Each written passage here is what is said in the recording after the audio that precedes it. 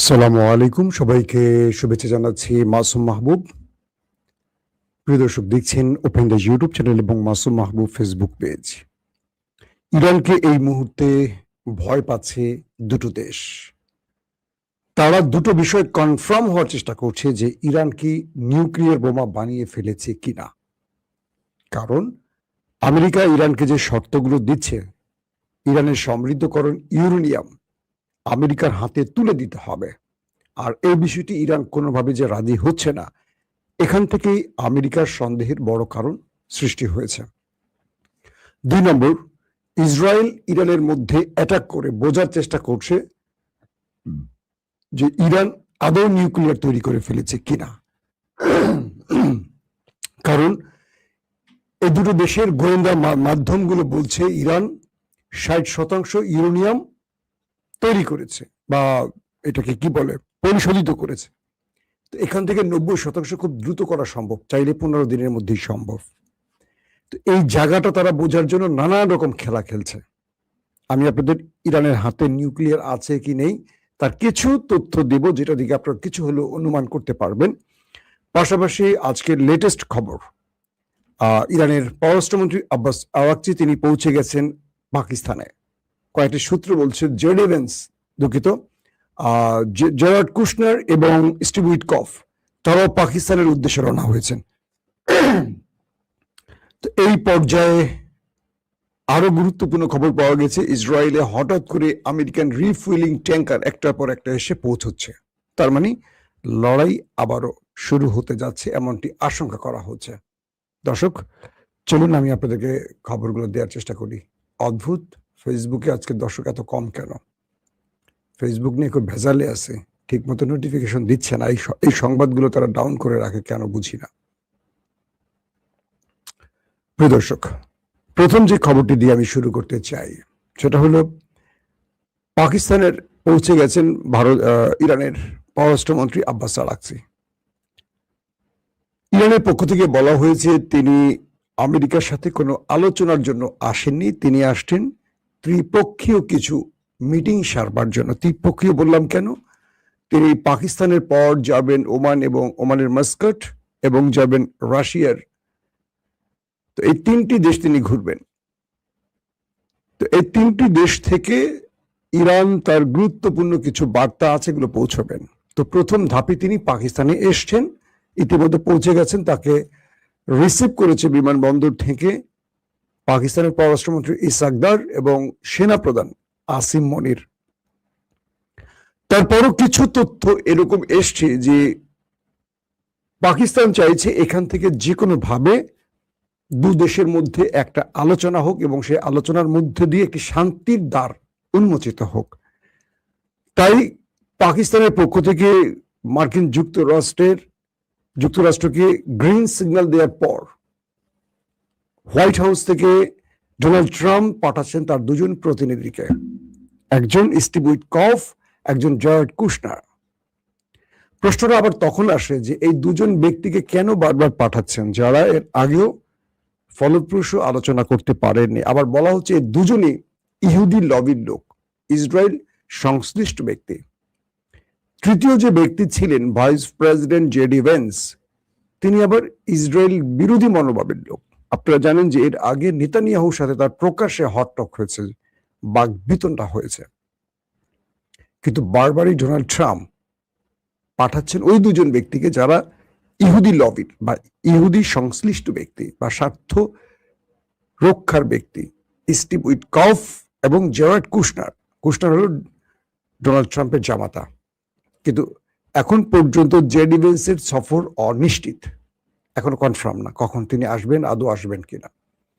প্রশ্ন হতে পারে যে ইরানের সাথে আলোচনায় বারবার আমেরিকার মতো একটি দেশ কেন ইহুদি সংশ্লিষ্ট বা ইহুদি স্বার্থ রক্ষাকারী 2জন ব্যক্তিকে পাঠাচ্ছে, নাম্বার 1। নাম্বার 2, ইরান বলছে যে তারা আমেরিকার সাথে কোনো বৈঠকে আসেনি। ইরান মূলত পাকিস্তানের সাথে গুরুত্বপূর্ণ বৈঠক সারতে আসছে। পাকিস্তান তাদের প্রতিবেশী দেশ, তাদের সাথে তাদের অনেকগুলো স্বার্থ সংশ্লিষ্ট ব্যাপার আছে। কারণ পাকিস্তান এমন এক ইরানকে চায়, দুর্বল ইরান নয়, একটি শক্তিশালী ইরান। কারণ প্রতিবেশী দুর্বল ইরান হলে পাকিস্তান অনেক রকম সমস্যায় পড়বে, যেমন দুর্বল আফগানিস্তানের জন্য ভারতের পরামর্শে বা ভারতের কূট চালে আফগান থেকে পাকিস্তানের মধ্যে একাধিকবার বা বারবারই আক্রমণ করা হয় এবং দুই দেশের মধ্যে যুদ্ধ লেগে গেছে। আর শক্তিশালী ইরান হলে দেখা যাবে বেলুচিস্তান সীমান্ত বা পাকিস্তান ইরান যে সীমান্ত রয়েছে, এই জায়গাগুলো পাকিস্তান মোটামুটি কন্ট্রোল করতে পারবে শক্তিশালী ইরানের জন্য। আর যদি দুর্বল ইরান হয়, এখানে সন্ত্রাস ছড়িয়ে পড়বে, ভিন্ন দেশ এখান থেকে পাকিস্তানকে বারবারই অশান্ত করার সুযোগ পাবে। পাশাপাশি দুর্বল ইরান হলে আমেরিকা এই ইরানের উপর খবরদারি করতে গিয়ে মুসলিম বিশ্বের মধ্যে আরো অশান্তি তৈরি করবে, যেটা পাকিস্তান চায় না। পাকিস্তান তাই চায় একটা শক্তিশালী ইরান। বলা হচ্ছে যে এই কারণগুলোতে পাকিস্তানের আর ইরানের মধ্যে কিছু গুরুত্বপূর্ণ বৈঠক হবে। তবে যেহেতু হোয়াইট হাউস থেকে উড়ে আসতে যাচ্ছে এরকম তথ্য আসছে মার্কিন প্রতিনিধি, তার মানে এখানে একটা বৈঠক হতে পারে। পাশাপাশি ওমানের মাস্কাটে যাওয়ার আরেকটি কারণ হলো আব্বাস আরাকচি যে গালফ যে হরমুজ প্রণালী নিয়ে দুটো দেশের মধ্যে দ্বন্দ্ব। আপনারা জানেন যে হরমুজ প্রণালীর একটি অংশ, একটা পাশ, একটা সাইড হলো ইরানের, অন্য পাশটা হলো ওমানের। আর আমেরিকা তার যেই যুদ্ধ কি বলে ওয়ারশিপ গুলো এবং যে অবরোধটা তৈরি করেছে আমেরিকা, সেটা কিন্তু ওমান সাগরের মধ্যে, অর্থাৎ ওমানের অঞ্চলে, ওমানের জলসীমায় ঢুকে সেখানে অবরোধ করে বসে আছে কে? আমেরিকা। তো এই মুহূর্তে ইরান ওমানের সাথে বৈঠক করবে এই কারণেই যে ওমানকে নিয়েই আমেরিকাকে এখান থেকে খেদাবে। তাই এই ওমান সফরটি গুরুত্বপূর্ণ ইরানের জন্য। পাশাপাশি রাশিয়ার সাথে গুরুত্বপূর্ণ বৈঠক আছে, সার্গেই ল্যাভরভ এবং ভ্লাদিমির পুতিনের সাথে দুটো বৈঠকের কথা আছে আব্বাস আরাকচির। সেখান থেকেও ইরান তাদের কিছু বার্তা দেবে এবং রাশিয়ার কিছু বার্তা অ্যাকসেপ্ট করবে। সবকিছু মিলে এই সফরটি গুরুত্বপূর্ণ। দর্শক, আর 2 নম্বর যে গুরুত্বপূর্ণ খবর সেটি হলো, হঠাৎ করে ইসরায়েলের কিছু ভিডিও লিক হয়েছে। কোনো ব্যক্তিগত মানুষ হতে পারে বা যে কেউ মোবাইলে ধারণ করতে পারে। তো এই ভিডিওগুলো রিলিজ করে বলা হয়েছে যে, একজন লিখছেন যে থাম্বনেইলে বলছেন নিউক্লিয়ারের কথা। জি, নিউক্লিয়ারের কথা বলবো। দুটো আজকের খবর দেই, তারপর নিউক্লিয়ারের খবরে আসবো ভাইয়া। তো এখন বিষয়টা হলো, হঠাৎ করে সেখানে মার্কিন বেশ কিছু রিফুয়েলিং ট্যাঙ্কার বিমান দেখা গেছে। আপনাদের মনে আছে এর আগে সৌদি আরবে এবং কুয়েতে মার্কিন রিফুয়েলিং জাহাজ বা বিমানকে ধ্বংস করেছিল ইরান তার ড্রোন এবং মিসাইল দিয়ে। তো এবার ইসরায়েলের ভেতরে একাধিক মার্কিন রিফুয়েলিং ট্যাঙ্কার বিমান দেখা গেছে এবং আরো কিছু বিমানের আনাগোনা বেড়েছে। তার মানে আমেরিকা এবং ইসরায়েল ইরানের বিরুদ্ধে আরেকটি যুদ্ধের জন্য প্রস্তুতি নিচ্ছে, এটার মোটামুটি ইঙ্গিত মিলছে। প্রশ্ন হলো, একদিকে আলোচনার টেবিল সাজাচ্ছে, অন্যদিকে আমেরিকা ইসরায়েল যুদ্ধের জন্য প্রস্তুতি নিচ্ছে, এটা কিসের ইঙ্গিত? কখনো মনে হচ্ছে ডোনাল্ড ট্রাম্প এখান থেকে ফেস সেভিং নিয়ে কেটে পড়তে চান, আবার কখনো মনে হয় ডোনাল্ড ট্রাম্প আসলে ফেস সেভিং তো চান, একটা বিজয় চান, কারণ তার রাজনীতি, আগামী মধ্যবর্তী নির্বাচন, পাশাপাশি নেতানিয়াহুর আদালতে তার বিরুদ্ধে যে আইসিটির মামলা, অনেকগুলো ঝামেলা আছে, এখান থেকে তিনি বাঁচতেও চান। সবকিছু মিলে যুদ্ধটাকে দীর্ঘ করে এখান থেকে একটা বিজয় নিয়ে তারা জাতির কাছে হিরো হতে চান। কিন্তু ইরান তাদেরকে সেই হিরো হওয়ার সুযোগ দিচ্ছে না, বরং বারবার তাদেরকে ভিলেন বানাচ্ছে। পুরো পৃথিবীর কাছে তারা ভিলেন হয়ে গেছে ইতিমধ্যে। দর্শক, তো এখন আমেরিকার এই অঞ্চলে প্রায় ইরানের আশপাশে 8টি রণতরীর সন্ধান পাওয়া গেছে। 3টি তো আমরা বলেছি আপনাদের, জেরার্ড আর ফোর্ডস, একটি হলো জর্জ ডব্লিউ বুশ, একটি হলো আব্রাহাম লিঙ্কন, পাশাপাশি আরো বেশ কয়েকটি, মোট 8টি রণতরীর সন্ধান মিলছে ইরানের আশপাশে। তার মানে কি, এক একটা রণতরী ব্যাগ, মানে এটা ছোটখাটো দেশ চালানোর মতো একটা বিশাল টিম কাজ করে। কেবল যারা বাবুর্চি তাদের সংখ্যাই কয়েক শত। তার মানে ভেতরে কত নাবিক, কত ফাইটার, কত যোদ্ধা, কত যুদ্ধ বিমান, কত ড্রোন, কত কিছু থাকে। তো এরকম 8টি রণতরী ইরানের আশপাশে থাকার অর্থ হলো আমেরিকা একটা বড় যুদ্ধের প্রস্তুতি নিয়ে এগিয়ে আসছে। এখন ইরান এখান থেকে কিভাবে নিজেকে ফেস করবে বা ইরান কি আদৌ লম্বা যুদ্ধের জন্য প্রস্তুত, সেই বিষয়গুলো তো সামনে আমাদের কাছে স্পষ্ট হবে। দর্শক, যে খবরটির জন্য ওয়েট করছেন। আমেরিকা এবং ইসরায়েলের মূল টেনশনের কারণ ইরান কি নিউক্লিয়ার তৈরি করে ফেলেছে? এই প্রশ্নের উত্তর তাদের এজেন্সি আসলে জানে না। কারণ খামেনি যুগে ইরান বারবারই বলেছে তারা নিউক্লিয়ার তৈরি করছে না, তারা শান্তিপূর্ণ কর্মসূচি পালন করছে, মানে শান্তির জন্য, বিদ্যুৎ, চিকিৎসা, বিভিন্ন কাজের জন্য। কিন্তু সাম্প্রতিক সময় অর্থাৎ মুস্তফা খামেনির সময় অর্থাৎ ইরানের সর্বোচ্চ নেতাকে হত্যার পর যে প্রতিক্রিয়া বা যে অবস্থা তৈরি হয়েছে এবং মুস্তফা খামেনির যে বক্তব্য যে এই নিউক্লিয়ার এখন আমাদের জন্য খুব গুরুত্বপূর্ণ, কারণ আজকে যদি আমাদের নিউক্লিয়ার থাকতো তাহলে শত্রু আমাদের উপর আক্রমণ করতো না, যেমন তারা উত্তর কোরিয়া আক্রমণের সাহস করছে না। তো বলা হচ্ছে এরপর থেকে ইরান কি কোনো নিউক্লিয়ার বোমা তৈরি করেছে কিনা। এই কিনার উত্তরটি হলো, কিছু তথ্য এসছে এরকম যে, ধরেন আমি আপনাদের এই নিউক্লিয়ার বোমা সংক্ষেপে একটু বিষয়টা ক্লিয়ার করি, তাহলে এক বাক্যে খুব স্পষ্ট করে আপনারা বুঝতে পারবেন। সেটা কি, যে ইউরেনিয়ামটা প্রাকৃতিক একটা, এটা তো আমাদের একটা খনিজ সম্পদ। ধরেন এই প্রাকৃতিক ইউরেনিয়াম থাকে 235 পয়েন্ট মাত্রার ইউরেনিয়াম, 235%। যখন এটাকে বোমায় রূপ দিতে হয়, একটা নিউক্লিয়ার শক্তিশালী বোমা তৈরি করতে হয়, তো এটাকে পৌঁছে দিতে হয় আরো বেশি মাত্রায়। যেমন ধরেন এই ইউরেনিয়ামটাকে একটা গ্যাসে রূপান্তরিত করে এবং এইটাকে গ্যাসে রূপান্তরিত করে উচ্চ গতির সেন্ট্রিফিউজে এটাকে ঘুরিয়ে আনা হয়। অর্থাৎ এই ইউরেনিয়ামটাকে যে গ্যাস খনিজ সম্পদ, এটাকে তারা কি করে, গ্যাসে রূপান্তরিত করে।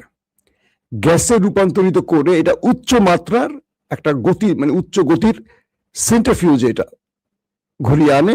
তারপর এটাকে একটা নিউক্লিয়ার বোমা বানানোর জন্য এটাকে আরো বিশুদ্ধ করা হয়।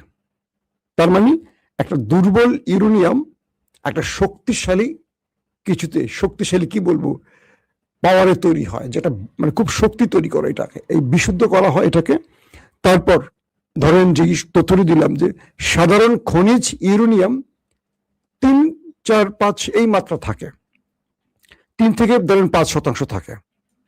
তো এটাকে কয়েকশো, মানে ইরানের যে রয়েছে ইউরেনিয়াম প্রায় কয়েকশো কেজি বিশুদ্ধ ইউরেনিয়াম ইরানের এখন এই মুহূর্তে আছে, কয়েকশো কেজি বিশুদ্ধ, মানে যেটাকে বোমায় রূপ দেয়া যায় 235% বা মাত্রার। তো ইরানে যেই সব ইন্টারন্যাশনাল IAEA এর যে লোকেরা আসছেন, ইরানের যারা এই পরমাণু বিশেষজ্ঞরা, আন্তর্জাতিক পরমাণু বিশেষজ্ঞরা এসছেন, তারা পর্যবেক্ষণ করে দেখেছে যে ইরান তাদের যে ইউরেনিয়াম এটাকে উচ্চ গতির সেন্ট্রিফিউজে রূপান্তরিত করে এটার মাত্রা প্রায় 60% নিয়ে আসছে।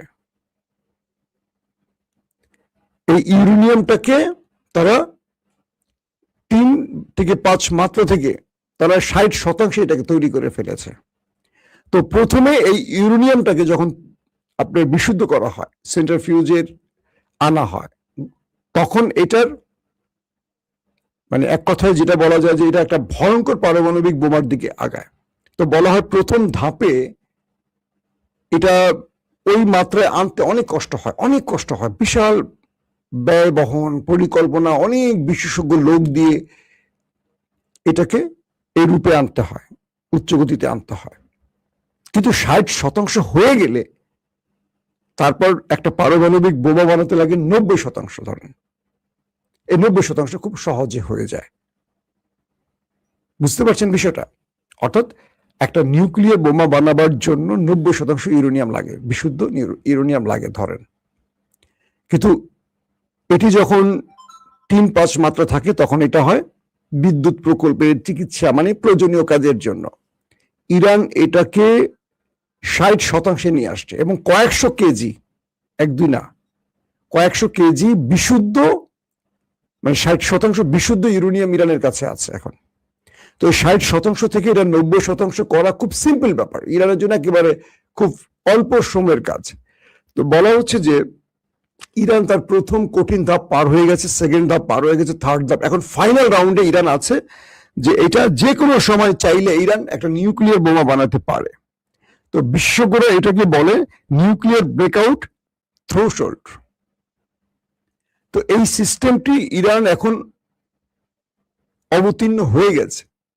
তো মুস্তফা খামেনি আসার পর ইরান কি এখনো 60% ইউরেনিয়ামে আছে নাকি 90% পৌঁছে এটাকে বোমা বানিয়ে ফেলছে, এটা নিয়ে এখন আমেরিকা ইসরায়েলের দারুণ টেনশন। এখন বলা হচ্ছে যে ইরানের যে সেন্ট্রিফিউজ গুলো আছে, আমেরিকা বা ইসরায়েল যেই তথ্যগুলো জানে, ইস্পাহান, ফোর্দো কিংবা কি বলে আরো কয়েকটি আছে, যে 3টি প্রকল্পের নাম তারা জানে। তো ইস্পাহান একটি এর মধ্যে আছে, ফোর্দো একটি আছে। তো এই জায়গাগুলোর বাইরে ইরানের গোপন মাটির নিচে আরো থাকতে পারে, যেগুলো কেউ জানে না বলা হচ্ছে। কারণ আমেরিকা যখন বাংকার ব্লাস্টার বোমাগুলো মেরেছে, 3টি নিউক্লিয়ার সাইট ধ্বংস করার দাবি করেছে, কিন্তু ইরানের নিউক্লিয়ারের একটা পশমও ছেঁড়া যায়নি, উপরিভাগের কিছু ক্ষতি করেছে তারা। এরপর এবার যে 40 দিনের লড়াই হলো, এই লড়াইতেও ব্যাপক হিট করেছে নিউক্লিয়ার সাইটগুলোকে টার্গেট করে। সেখানেও তারা শান্ত হয়নি, তারা বুঝতে পেরেছে কিচ্ছু করতে পারেনি। অর্থাৎ এই বোমা মেরে ইরানের নিউক্লিয়ার সাইট ধ্বংস করা যাবে না, এটা আমেরিকা ইসরায়েল বুঝে গেছে। তাদেরকে এখন সেনা পাঠিয়ে এখান থেকে সেই সেন্ট্রিফিউজ গুলো নিয়ে যেতে হবে, এর বিকল্প কিছু নেই।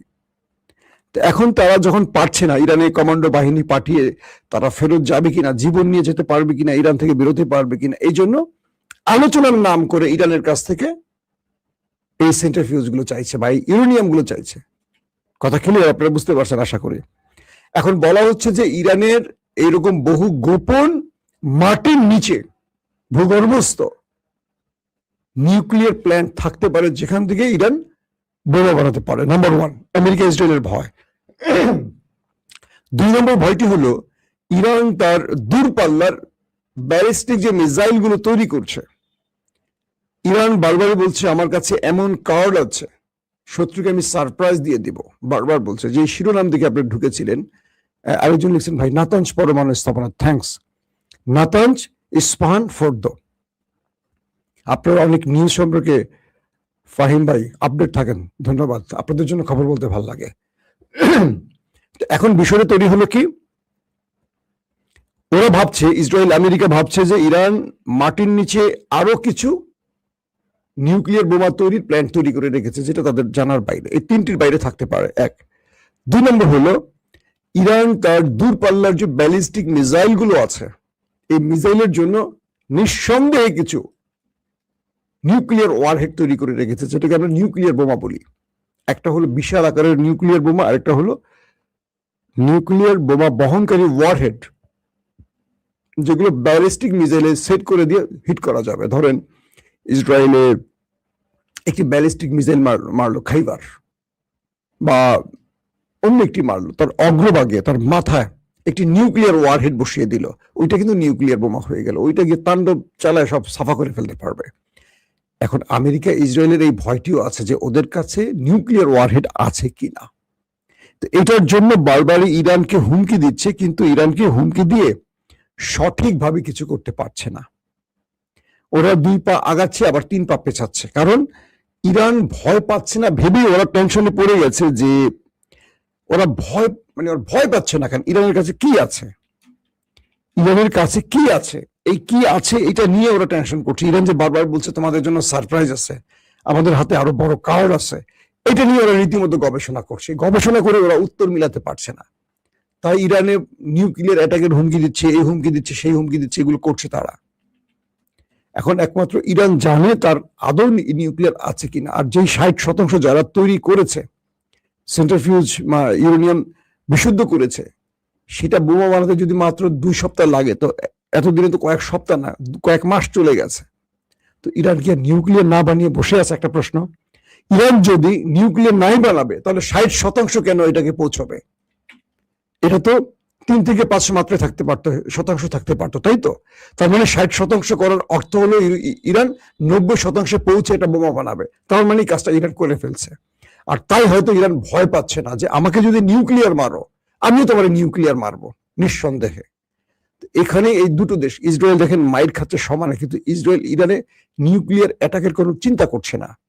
কারণ ওদের মাথায় ভয়টা আছে, যদি আমরা একটা নিউক্লিয়ার মারি, ওরা তো ফিরতি নিউক্লিয়ার মারবে, কারণ ইরান বলেছিল কি, আমরা তোমাদের জন্য সারপ্রাইজ আমরা লঞ্চ করে রেখেছি, যখনই ইরানে কোনো নিউক্লিয়ার অ্যাটাক হবে এটা তো ইরান বুঝতে পারবে, হিট করা লাগবে না, এটা যখনই আকাশে উঠবে, আমেরিকা বা ইসরায়েল যখন ইরানে কোনো নিউক্লিয়ার মারবে এটা উড়ে আসবে না, স্যাটেলাইট ইমেজ, রাশিয়া চীন কি করতেছে, সঙ্গে সঙ্গে বলবে যে তোমাকে নিউক্লিয়ার হিট করছে, এটা তেহরানে এসে পড়বে বা এটা নাতানজে এসে পড়বে বা এটা অমুক জায়গায় পড়বে। ইরান কি করবে, সঙ্গে সঙ্গে পায়ের সুইচটা টিপ দিয়ে দিবে, তাদেরও মিসাইল ইসরায়েলে গিয়ে ঢুকে পড়বে, দুই দেশই মোটামুটি ধ্বংস হবে। ইরান ধ্বংস হলেও বাঁচবে, কারণ ইরান বিশাল দেশ, পাহাড় পর্বত ঘেরা একটা দেশ, আর ওই দেশটা মানে আমার নেতা কাকুর দেশটা ছোট্ট একটা দেশ, একটা শক্তিশালী পাকিস্তান থেকে একটা মারলে মোটামুটি দেশ নাই, নাড়াচাড়া করবে। সো এখানে অনেক হিসেব নিকেশের ব্যাপার আছে। দর্শক, আশা করি আজকে নিউক্লিয়ার বিষয়ে আপনারা বুঝতে পেরেছেন। যদি না বুঝতে পারেন অবশ্যই প্রশ্ন করবেন, নেক্সট ভিডিওতে আরো সহজ করে আপনাদের বুঝিয়ে দেব। তো সবাই ভালো থাকবেন, আল্লাহ হাফেজ।